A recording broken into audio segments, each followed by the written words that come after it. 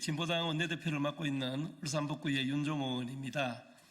윤석열과 일당에 대한 내란죄 특검으로 수사합시다. 반헌법적이고 불법적인 비상계엄을 선포하고 실행한 윤석열과 일당에 대해 내란죄 수사를 위한 특검을 제안합니다. 12월 3일 실행된 비상계엄은 법률적 요건을 갖추지 못한 위법적인 행위였으며 따라서 비상계엄을 발표하고 실행한 자 모두 내란죄 처벌 대상이 됩니다. 불법적인 비상계엄에 대해 철저하게 사실관계를 조사하여 불법적인 행위를 밝혀내고 처벌해야 합니다. 대통령과 그 일당의 내란죄를 신속하게 수사하라는 목소리가 높습니다. 진보당은 이들을 오늘 경찰에 내란죄로 고발했습니다. 시민단체를 비롯한 많은 국민들도 경찰과 검찰, 공수처에 고발한 것으로 알려져 있습니다. 내란죄 사건을 어디에서 수사할 것인지에 대해 여러 견해가 있습니다.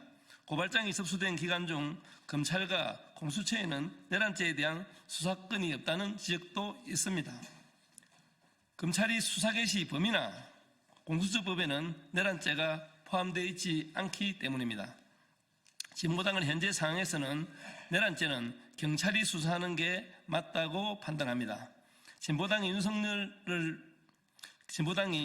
등을 경찰에 고발한 것도 이 때문입니다. 한편 박한수를 비롯한 군인들은 군검찰과 군경찰에서 수사하게 될 것입니다.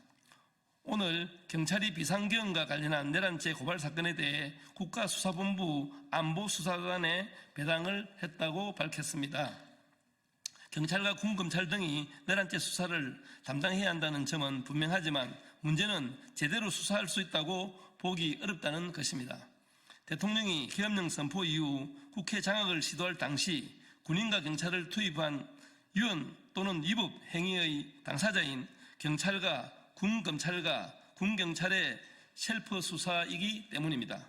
또 지금 경찰은 윤석열 대통령의 중앙부 후배인 이상민 행안부 장관이 경찰국을 통해 장악하고 있습니다.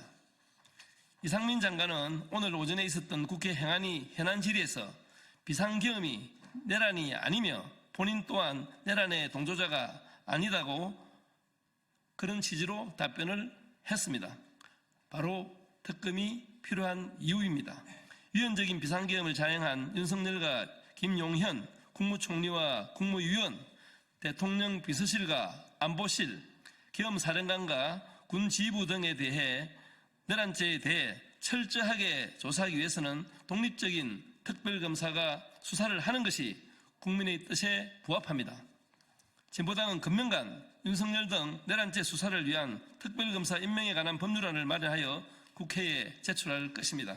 국회의 신속한 논의와 의결을 기대합니다. 예, 감사합니다. 수고하셨습니다.